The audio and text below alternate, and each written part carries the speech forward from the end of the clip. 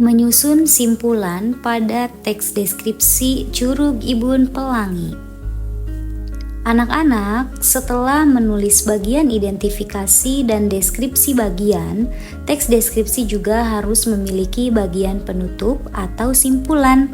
Bagian ini penting karena menjadi akhir dari teks yang telah kita tulis. Dalam teks deskripsi, simpulan digunakan untuk memberikan kesan akhir terhadap objek yang dideskripsikan. Misalnya setelah kita menjelaskan tentang Curug Ibun Pelangi, mulai dari air terjun, suasana alam, pepohonan, dan udara di sekitarnya, maka pada bagian simpulan kita dapat menuliskan pendapat atau kesan tentang tempat tersebut. Berarti simpulan tidak menjelaskan detail lagi ya, Bu? Betul sekali. Pada bagian simpulan, penulis tidak perlu menjelaskan detail objek seperti pada deskripsi bagian. Penulis cukup memberikan penegasan, kesan, atau harapan terhadap objek yang dideskripsikan. Namun, masih banyak siswa yang mengalami kesulitan saat menulis simpulan.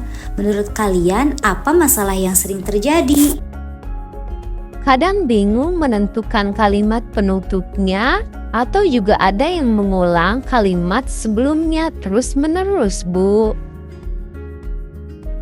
Tepat sekali, banyak siswa membuat simpulan yang terlalu singkat atau hanya mengulang isi teks tanpa memberikan kesan yang jelas.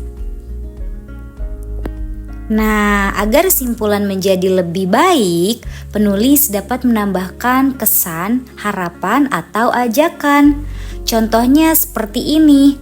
Keindahan Curug Ibun Pelangi membuat tempat ini menjadi salah satu wisata alam yang menarik untuk dikunjungi. Suasana yang sejuk dan pemandangan yang asri menjadikan curug ini tempat yang nyaman untuk menikmati keindahan alam. Kalimatnya jadi lebih jelas dan terasa sebagai penutup. Karena simpulan yang baik harus mampu memberikan kesan akhir kepada pembaca.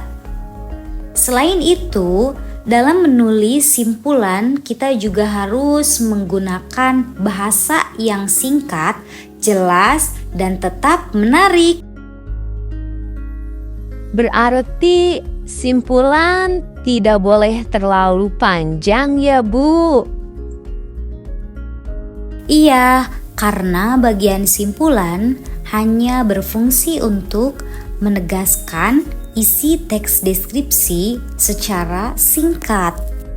Jadi, simpulan menjadi bagian akhir yang memberikan kesan mendalam kepada pembaca tentang objek yang telah dideskripsikan.